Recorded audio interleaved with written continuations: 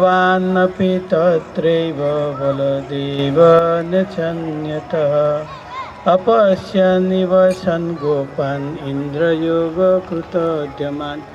सो भगवान और बलराम और कृष्ण जब आके दर्शन देखे कि वहीं पे बहुत सारी जो जितना ग्वाल बाल थे, जितना ब्रजवासी थे, सब लोग बहुत बिजी थे। क्या? इंद्र के लिए यज्ञ करने के लिए सब लोग बिजी थे और सब लोग कुछ ना कुछ कर रहे थे। इतना बड़ा अनुष्ठान वो कर रहे हैं, तो ये सब लोग इतना बिजी थे, किसी के पास टाइम नहीं था। जैसे यज्ञ हो रहा है बहुत बड़ा, तो वही टाइम पे भगवान कृष्ण ने फिर पूछे अपना पापा नंद बाबा को, नंद बाबा के पास जाके पूछे कि ये क्या कर रहे हैं। कि सब लोग इंद्र, क्योंकि इंद्र बारिश का देवता है, इंद्र आनंद होता है तो बारिश का होता है बारिश। क्योंकि सब लोग क्या है, कृषि और वाणिज्य ये दोनों था। क्योंकि वो सारे लोग वैश्य लोग थे, जो कृष्ण जिसके घर में जन्म लिए, नंद महाराज के घर में और सबके घर में, वो वैश्य के घर में जन्म लिए। तो उनका क्या है, खेती और कृषि ये दोनों मुख्य होता है। तो खेत के लिए बारिश जरूर है, तो इसलिए बारिश के लिए वो इंद्रदेव को पूजा करते थे। तो जब इंद्रदेव को पूजा करते थे तो भगवान ने पूछे कि इंद्रदेव को क्यों पूजा करते हैं। तो सब लोग बोले कि नहीं नहीं, इंद्रदेव को पूजा करते हैं क्योंकि वो हमको बारिश देता है और हम नहीं है, हमारा बहुत साल पहले हमारा एंसेस्टर भी इनको ही पूजा करते थे और इसलिए अच्छा बारिश होता था। तो जब ऐसे बोले कि भगवान ने बोले कि ये क्या है, ट्रेडिशन है और इसमें कोई ट्रूथ है। तो नंद बाबा ने बोले हम तो नहीं जानते, लेकिन सब लोग हम लोग पूजा करते थे पहले से। तो भगवान कृष्ण ने बोले इसमें कुछ नहीं है तो आप लोग क्यों पूजा करते हैं। क्योंकि आप लोग को बारिश तो इवन बहुत सारी आर्गुमेंट हुआ भगवान कृष्ण और नंद बाबा के बीच में। और उसके बाद बोले कि कभी समुद्र तो पूजा नहीं करता है, लेकिन वहीं पे भी बारिश होता है, तो यहाँ क्यों पूजा करना है। तो इसके बाद भगवान ने तो इसके बाद नंद बाबा को भगवान ने पूछे, तो नंद बाबा ने बोले श्री नंद उवाच पर्यन भगवान इंद्र मेघ तस्मात् मूर्तय ते विवर्षन्ति भूतानां प्राणिनम जीवनम पयः। सो नंद बाबा ने बोले कि जो देव का, जो इंद्रदेव है पानी का देवता है, और इंद्रदेव पानी जब बरसते हैं क्या होता है, मेघ तस्या, जब मेघ के आकार में पानी बरस होता है और कहाँ पर सब जीव का वहीं पे कल्याण होता है। किसी पानी नहीं है तो हम लोग कुछ नहीं कर सकते, नहा नहीं सकते, खा नहीं सकते, पी नहीं सकते, कुछ नहीं। तो इसलिए सारी जीव का आधार है जल, जल के बिना कोई नहीं बच पाएगा।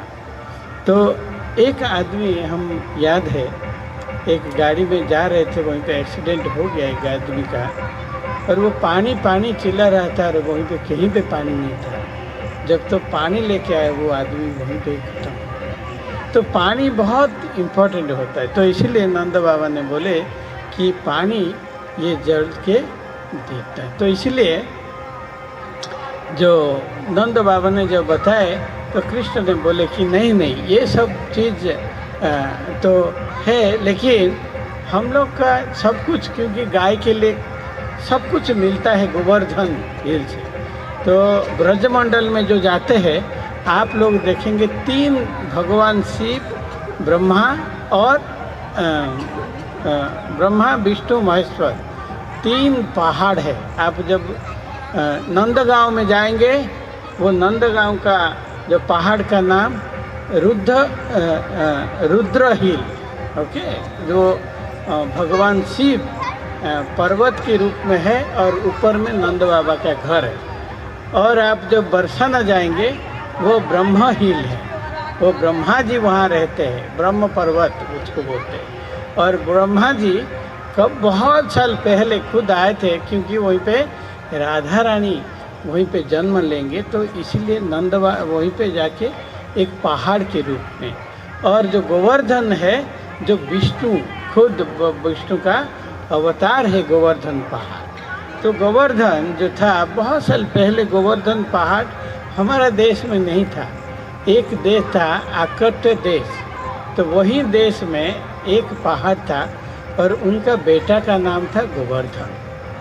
तो वहीं पे एक बार पुलस्त ऋषि चारों तरफ ऐसे घूम रहे थे, चारों तरफ जब घूम रहे थे वही टाइम जब पुलस्त ऋषि ने वो देखे कि गोवर्धन बहुत सुंदर है और उसमें बहुत सारी पेड़ पौधा बहुत सारी कुछ है, तो वो बहुत सुंदर जगह है बैठ के तपस्या करने के लिए।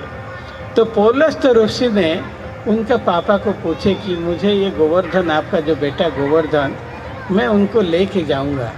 तो उनका पापा ने तो हाँ कर दिए, क्योंकि पुलस्त ऋषि है, वो कर्ज दे देंगे तो बेटा का कुछ खराब होगा, तो वो हाँ कर दिए। पुलस्त ऋषि कहाँ से गए थे? काशी से गए थे, और काशी में वो गंगा के तट पर वो बैठ के जप करते थे, लेकिन वहीं पे कोई पहाड़ नहीं था। तो इसीलिए पुलस्त ऋषि सोचे कि एक पहाड़, काशी में कोई पहाड़ नहीं है, तो पुलस्त ऋषि सोचे कि ये गोवर्धन को मैं लेके जाऊंगा। तो गोवर्धन भी राजी हो गया, और उसके बाद पुलस्त ऋषि उनको लेके, केवल पुलस्त ऋषि 3 लोग गोवर्धन को धारण किए। पहले पुलस्त ऋषि वो जब लेके आ रहे थे वही टाइम पहले पुलस्त ऋषि लेके आ रहे गोवर्धन को उठाए। सेकंड उठाए हनुमान जी उठाए थे, लेकिन जब हनुमान उठाए गोवर्धन को वही टाइम शून्यवाणी हुआ कि ये जो गोवर्धन है वो ऑलरेडी वो राम जी ने कंस्ट्रक्शन कर दिए, ब्रिज बन गया है, तो ये गोवर्धन का जाने का कोई ज़रूरत नहीं। तो हनुमान जी वहीं पे ही फिर रख दिए। तो इसलिए आप जब जाएंगे एक जगह आता है अप्सरा कुंड, अप्सरा कुंड में आप देखेंगे गोवर्धन पहाड़ ऐसे थोड़ा ऊपर उठ के रखे हैं, क्योंकि वही टाइम वहीं से हनुमान जी उसको उठाए थे। तो अभी भी है, जब वृंदावन गोवर्धन परिक्रमा में जाएंगे आप लोग देख सकते हैं कि अप्सरा कुंड के पास ऐसे है। तो उसके बाद तो जब पुलस्त ऋषि ने पूछे तो उनके साथ आए, लेकिन एक शर्त पे, पूरा डायरेक्ट वहीं से पूरा काशी तक एक साथ ही लेके जाना है। लेकिन जब लेके आ रहे थे वो गोवर्धन को, और गोवर्धन ने देखे कि ये जो ब्रजमंडल है यहाँ पर भगवान आने वाले हैं कृष्ण, तो इसलिए वो बहुत अपने आप को बहुत भारी कर दिए। जब बहुत भारी कर दिया और पुलस्त ऋषि ने उनको लेके नहीं जा पाए और वहीं पे नीचे रखे, सोचे बहुत टायर्ड हो गया उसके बाद लेके जाऊंगा, लेकिन उनका सत्य था एक बार रह गए तो वहीं पे ही गोवर्धन रहेंगे। लेकिन पुलस्त ऋषि भूल ही गए थे, तो वहीं पे रखे, नहाए सब कुछ आए, और उसके बाद गोवर्धन को ऐसे उठाने का चेष्टा किए तो गोवर्धन नहीं उठा। तो उसके बाद पुलस्त ऋषि ने उनको शाप दे दिए, एक दिन में डेली वो एक मस्टर्ड सीड का अंदर जाता है। तो इसलिए जब 500 साल पहले, जब 5000 साल पहले जो ब्रजवासी लोग बोलते 500 साल पहले जो गोवर्धन इतना ऊंचाई था, उनका जो शैडो था वो मथुरा तक गिरता था। आजकल गोवर्धन ऐसे नहीं है। तो उसके बाद भगवान ने तो यही गोवर्धन वहीं पे रह गए, क्योंकि गोवर्धन का भी ऊंचा था। और जब भगवान कृष्ण ने गोलोक वृंदावन से राधा रानी को बोले कि मैं तो जा रहा हूँ अभी वृंदावन में, ये जो मर्त्य मंडल में, वहीं पे तो मेरा लीला खेला होगा, तो राधा रानी ने बोले कि मैं नहीं जाऊँगा। क्यों? क्योंकि वहीं पे गोवर्धन नहीं, जमुना नहीं, तो मैं क्यों जाऊँगा। तो इसलिए भगवान का अरेंजमेंट था कि वहीं पे गोवर्धन लाएंगे तो राधा रानी आएंगे, नहीं तो राधा रानी बोले कि मैं नहीं आऊँगा। तो उसके बाद भगवान गोवर्धन को लेके आए, वहीं पे गोवर्धन आए, और गोवर्धन आने के वहीं पे बाद फिर भगवान का ये लीला खेला शुरू हुआ। उसके बाद उनका पापा ने बोले कि हम लोग सब वैश्य है और हम लोग इंद्रदेव को पूजा करते हैं और इंद्र जल के देवता है, लेकिन भगवान ने सब लोग का जितना बड़ा लजिक्शन है भगवान सबको ये करते। उसके बाद भगवान वही सबको कन्विंस किए कि हम लोग कौन सारी गाय चरते हैं ये गोवर्धन पहाड़ में। गोवर्धन पहाड़ में हीरा मोती माणिक्य और वहीं पे स्ट्रीम्स वाटर सब कुछ अवेलेबल है, और गोवर्धन को क्यों पूजा नहीं किया जाए। तो भगवान सब लोग को लेके जितना सारी बोले कोई चेंज नहीं करना है, जो कुछ भी खाना बनाए, जो कुछ भी बहुत सारी व्यंजन बनाए, सब लोग सब कुछ लेके आ जाओ। और भगवान के पास सबको लेके वहीं पे गोवर्धन के पास आए, और गोवर्धन में एक गांव है, वो गांव का नाम है आंदियोर, अभी भी है गांव। और वहीं पे आके सब लोग का जितना सारी प्रसाद है सब भगवान कृष्ण ने गोवर्धन को ऑफरिंग किया, और भगवान खुद गोवर्धन बन गए। और इतना सुंदर लग रहे थे भगवान, गोवर्धन पहाड़ हो गए, और पहाड़ से और जितना भी खाना था वो सब कुछ खा लिया। और बहुत सारी बूढ़ा जो है, बहुत सारी ओल्ड लोग हैं, वो भी गांव में खाना बनाते थे लेकिन लेके नहीं आ पाए, और भगवान को वहाँ बैठ के प्रार्थना किए, हे भगवान हम तो नहीं जा पाते आपको ऑफरिंग करने के लिए, लेकिन हम यहाँ बनाए। तो भगवान खुद अपना हाथ ऐसे लंबा करके वो सब कुछ खा लिए, और सब लोग मन आनंद होता है। तो वैसे ही भगवान जगन्नाथ जैसे कहाँ पर बैठते हैं और कहाँ पर खाते हैं आप लोग जानते हैं। तो वैसे ही बहुत आनंद से वो प्रसाद सब लोग को खाए। और जब गोवर्धन ने सब कुछ खा लिए सब लोग, और फिर बोले आनियोर आनियोर, और लाओ और लाओ, इसलिए वो गांव का नाम हो गया आनियोर गांव। अभी भी है, जब गोवर्धन पर जो परिक्रमा करते हैं तो वही टाइम पे आनियोर गांव में है। तो वहीं पे जब गोवर्धन परिक्रमा करते वही टाइम वो आनियोर गांव आता है।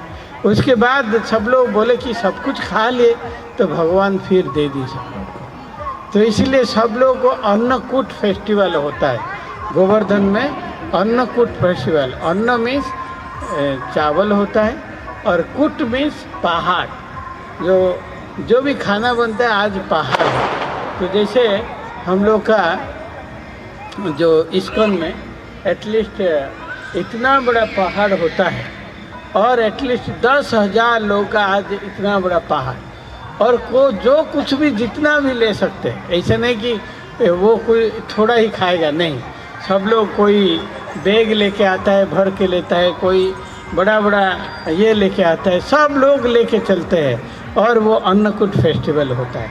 तो उसके बाद भगवान ने सबके ऊपर कृपा किए और बोले कि जो जिसको मांगना है आज मांगो, जो कुछ मांगोगी उसको मिल जाएगा। तो सब लोग पहले भगवान ने अपना माँ यशोदा मैया को बोले कि तुम मांगो, पहले क्या मांगना है। तो यशोदा माँ ने बोले कि मेरा बेटा कब अच्छे से नहीं खाता, इसके उसके घर में चोरी करता है और कभी खाता नहीं, उसको बढ़िया सा खाना वो जैसे खाएगा। तो इसलिए भगवान कृष्ण ने जगन्नाथ के रूप में आए कि दिन में 1000 बार देने से वो खाएंगे ही। जगन्नाथ कितना बड़ा पेट हुए देखो, तो गोवर्धन भी इतना बड़ा पेट है उनका था, तो सब कुछ खा लिए।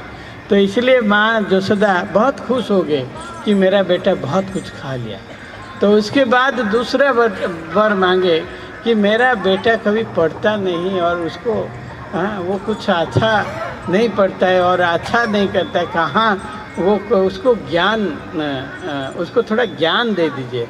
तो इसलिए भगवान सबसे बड़ा ज्ञान दिए भगवत गीता, कहाँ पर, कुरुक्षेत्र युद्ध में, बहुत बड़ा यही दिए सेकेंड।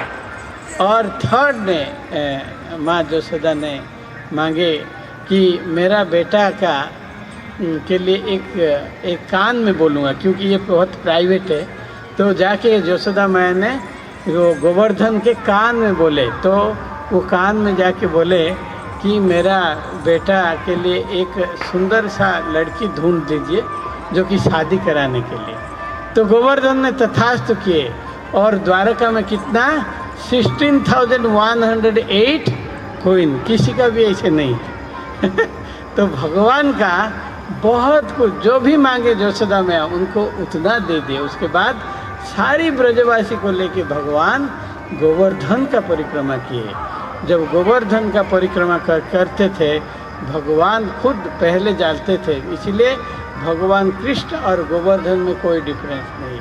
और वो जब करते थे और सब लोग आनंद में जा रहे थे, वही टाइम इंद्रदेव को पता चला कि इंद्र का जो इंद्रदेव हर साल खाते थे, तो वही शायद नहीं मिला, तो इंद्र बहुत गुस्सा हो गए। और इंद्र, क्योंकि जब भगवान का भक्त में जब कभी भी घमंड आता है तो भगवान उसको सह नहीं पाते, तो भगवान सह नहीं पाए, तो इसीलिए इंद्रदेव को पनिशमेंट देने के लिए भगवान वो अरेंज में, और भगवान बोलेंगे कि भगवत गीता में कि सर्वधर्मान परित्यज्य माम एकम शरणं व्रज अहम त्वं सर्व पापेभ्यो मोक्षयिष्यामि मा शुच। भगवान कृष्ण बोलना चाहते हैं कि सारी देवता उनका अंग है, तो उनको पूजा करने से, जैसे एक जड़ में पानी देने से पौधा सर तरफ जाता है, वैसे जैसे पेट में खाना डालने से हर हाथ पैर सब में जाता है, तो वैसे ही हमारा भी ऐसे हर भगवान कृष्ण को पूजा करने से हर देवता खुश हो जाते हैं। तो यही पहला अपना घर से भगवान कृष्ण ने शिक्षा दी है। तो उसके बाद इंद्रदेव बहुत गुस्सा हो गए और बोले कि ये ऑर्डिनरी एक बालक वो मेरा पूजा बंद कर दिया। तो सबसे बड़ा संवर्तक जो मेघ था उसको बुलाए, उनका एक मेघ संवर्तक है। वो जब मेघ होता है ऐसे जो हाथी का सूंड जैसे होता है, इतना पानी गिरता है एक साथ, एक ड्रॉप गिरता है, इतना में पूरा प्रलय हो जाता है। जैसे हाथी का सूंड जैसे पानी गिरेगा तो क्या होगा। तो ऐसे संवर्तक को बुलाए और संवर्तक ने बहुत सारी बारिश, इतना बारिश कराए, सारी बारिश कराए, तो पूरा ब्रजमंडल पूरा पानी से डूब गया। और जब डूब गया, सारे लोग कौन है, केवल ब्रज लोग के ब्रज में केवल एक ही, क्योंकि सारी ब्रजवासी केवल भगवान की आनंद के लिए काम करते थे। वो कभी भी अपना सुख में कभी नहीं करते थे। केवल सारी ब्रजवासी केवल भगवान कृष्ण के लिए ही, उनके लिए ही आनंद, सब लोगों का आनंद केवल भगवान के लिए ही रहता था। तो जब यही आनंद था, तो इसीलिए ब्रजवासी means there consciousness is always Krishna. वो कृष्ण के अलावा और किसी को नहीं जानते वो। तो सारी ब्रजवासी जो बधुर लोग थे, वो लोग भी ऐसे दरवाजा के, आजकल तो ऐसे नहीं है, तो पहले युग में दरवाजा से थोड़ा ऐसे ओपन करके वो देखते थे जब भगवान जाते थे गाय चराने के लिए। कभी भी भगवान को ऐसे पूरी तरह दर्शन नहीं कर पाते थे, क्योंकि उनका सास ससुर और सब बहुत सारे रिलेटिव भी रहते थे, तो इसलिए नहीं देख पाते। तो सारे लोग का मन में था कि भगवान को हम दर्शन किया जाए। तो भगवान को दर्शन करने के लिए तो जो भगवान ने बहुत सुंदर भाव से, तो सारी ब्रजवासी ने रोने लगे, और सब लोग, सारी पेड़ पौधा गाय बछड़ा सब लोग कॉन्शियसनेस है, और सब कॉन्शियस है। तो सब लोग कृष्ण को बुलाए, हे कृष्ण हे कृष्ण। तो तुरंत भगवान कृष्ण ने आए और गोवर्धन पहाड़ को ऐसे छोटा सा अंगुली में ऐसे उठा दिए। तो इसीलिए ऐसे आज के दिन गिरिराज गिरि गोवर्धन के तो ऊपर ऐसे उठा दिए भगवान। सबसे जो वीक फिगर है वहीं पे उठा दे। तो सारी ब्रजवासी जितना लोग थे सबको बोले कि अंदर आ जाओ, कोई प्रॉब्लम नहीं। ऐसे भगवान का जो प्रोटेक्शन, जो भगवान के ऊपर जब हमारा ध्यान रहता है और मन रहता है, भगवान सब कुछ कर देते हैं हम लोग के लिए। 90% काम भगवान कर देते हैं और 10% काम हम लोग ऐसे थोड़ा बहुत कष्ट में करना पड़ता है, लेकिन 90% भगवान कर देते हैं। आपको चाहिए जो भी चाहिए सब कुछ भगवान दे देंगे। उनके लिए कुछ भी ये नहीं है, उनके लिए कुछ भी बहुत परेशान नहीं है। तो वैसे ही भगवान ऐसे ऊपर उठाए, सारी ब्रजवासी अंदर आए। जब ब्रजवासी सारी अंदर आ गए और सब लोग भगवान को दर्शन करते थे। और जब जैसे एक मधु बहता है और कैसे कोई आदमी ऐसे बैठा कि मधु एक एक ड्रॉप गिरता है, वो कभी भी अपना जीवा अंदर नहीं लेगा, ऐसे ही डालता रहेगा और मधु चलता रहेगा। तो वैसे भगवान सबसे, उनका नाम है रसराज, रसराज कृष्ण। तो भगवान के पास सारी रस है, इसलिए उनका रसराज है। और भगवान वही रसराज कृष्ण ने हम सब लोग को, वो सब लोग सारी ब्रजवासी को आनंद देते थे। तो जब आनंद देते थे सारी ब्रजवासी इतना खुश होकर भगवान को दर्शन करते थे। और भगवान को ऐसे नहीं कि हमारा जैसे पीछे कोई रहेगा तो हमारा ये हेड देखेगा, लेकिन भगवान का हेड भी, भगवान का पीछे भी हेड नहीं था। जहाँ पर आप देख रहे हैं कि वहीं पे भगवान ही दिखाई देते थे। और भगवान, वो आदमी जो भी देखता था वो सोचता था कि वो भगवान हमको देखते हैं। एक्चुअली भगवान हमको देखते हैं। जैसे श्रील प्रभुपाद ने एक बार कृष्ण बलराम मंदिर वृंदावन में डीटी इंस्टॉलेशन किए और प्रभुपाद ने वहाँ जस्ट ऑफरिंग किए और थोड़ा इधर से गए उधर से प्रसाद लाने के लिए। तो कृष्ण बलराम ने ऐसे मुड़ के देख लिए, बहुत सारे डिवोटी देखे कि ये क्या हुआ, तो फिर वैसे कि वैसे रह गए। तो भगवान भी हम लोग देखते हैं। इसलिए ओडिया में एक सॉन्ग है, धेनु पछे पछे गवा घमे क्षीर लभे भकत पछरे तुई थाऊ से ही बाबे। जैसे एक गाय जब जाता है उसके पीछे पीछे बछड़ा जाता है, क्यों? क्योंकि दूध पीने के लिए माँ का। तो वैसे ही एक भक्त का जब भक्त जाता है उसके पीछे पीछे भगवान रहते हैं और उसके पीछे में भगवान जैसे रहते हैं जैसे अपना केट का है। और भगवान कभी भी, जैसे एक बार रघुनाथ दास गोस्वामी ने ऐसे बैठ के जप कर रहे थे भगवान कृष्ण का, और वही टाइम दो बाघ आए पानी पीने के लिए राधा कुंड में। वही टाइम कृष्ण ने राम का शरीर लेके और पूरा बो और एरो ऐसे लेके वहीं पे बैठे कि वो टाइगर अटैक करेगा तो उनको मार देंगे। यही भगवान का, इसलिए भगवान की भक्त के लिए, तो भगवान की भक्त कभी डरते नहीं हैं। क्यों? बिकॉज वो फुल्ली सरेंडर है भगवान के पास। तो उसके बाद सारी लोग वहीं पे आए और उसको उठाए और भगवान नीचे रहे। और 7 दिन तक, सांबर तक बहुत सारी क्लाउड है, उनका नाम मैं भूल गया, बहुत सारी क्लाउड है। ऐसे एक के बाद एक क्लाउड, एक के बाद एक क्लाउड, पूरा थंडरबोल्ट पूरा गोवर्धन को, लेकिन गोवर्धन को टच नहीं होता। जैसे इंद्रदेव ने पूरा क्लाउड इतना ज़ोर से फेंकते थे और वहीं पे आके जैसे फूल बारिश हो रहा है वैसे होता था। तो वैसे ही फूल जैसे बारिश होता था। और भगवान जब गोवर्धन परिक्रमा किए, और एक है कि जो पत्थर था वो इतना सॉफ्ट हो जाता था कि वो जैसे रोज ऑफ बेड जो बेड का रोज है। तो इसीलिए मदर यशोदा ने ओडिया में एक सॉन्ग है, वहीं पे धीरे घेन कानन रे कृष्ण विलंबित बात्सल्य ममता घेनी भाड़ुचंती मत मुकुला माणिक। सो मदर यशोदा जब भगवान कृष्ण को भेज देते थे जंगल में, वो बैठ के रोती थी, दिन भर रोती थी। क्यों? क्योंकि जंगल में बहुत सारे पत्थर होता है और ये जो मृदु पाद जो भगवान का पाँव होता है बहुत कोमल है। एक बार रुक्मिणी देवी ने भगवान के पाँव को ऐसे टच किए थे और रुक्मिणी देवी ने बोले कि इतना कोमल पाँव। तो ऐसे इस पाँव में भगवान जाते थे जंगल में। तो मदर यशोदा ने बहुत रोती थी क्योंकि उनका पैर में शायद एक कांटा चुभ जाएगा और पत्थर लग जाएगा, तो इतना सॉफ्ट से वो ब्लड निकल जाएगा। तो इसीलिए मदर यशोदा ने रोती थी, और रोती थी क्योंकि वहीं पे जाएंगे तो फिर कोई भूत पकड़ लेगा, बहुत सारी चीज़, वो बहुत बड़ा सॉन्ग है।